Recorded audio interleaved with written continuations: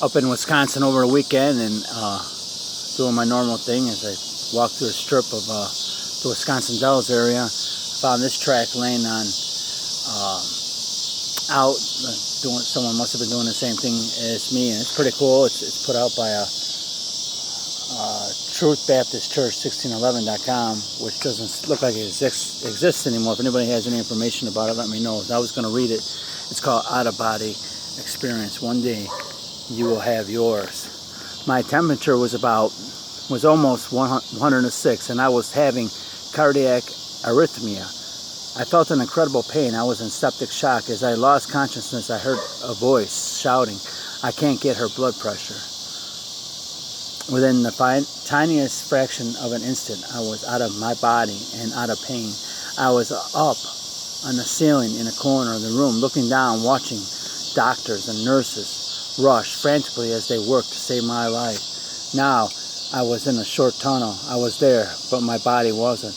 I began to feel the most incredible, warm, loving feeling in golden light. Everything I had ever done and felt was there for me to see. I wanted to stay there forever, but was shown that I had to go back. In that same fragment of second, I was back in my body, back in all the pain. I had heard everyone screaming, "She's back," on account of Nurse Grace Bubica's out-of-body experience.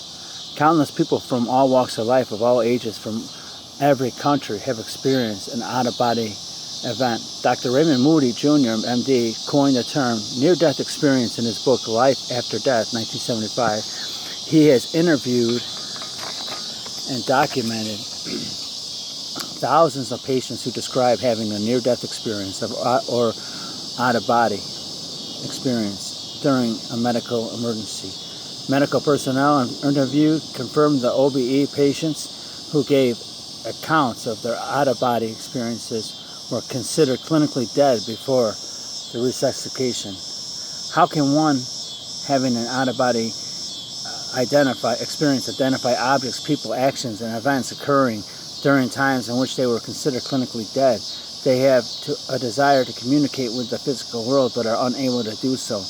Details of what those who had the OBE observed and heard were confirmed by other patients.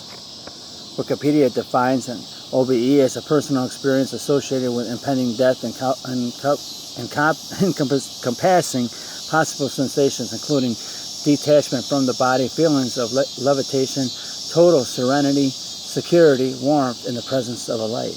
It should be noted that not all OBEs follow the positive description stated above. Dr. Maurice Rawlings, MD, in his book To Hell and Back, documents studies of terrifying accounts. These people related OBEs a feeling of darkness, horrible fear, and seeing frightful, hellish entities.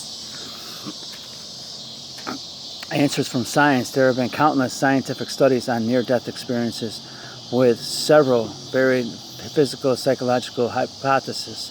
However, none of the results have an adequate explanation of what an OBE individual experiences.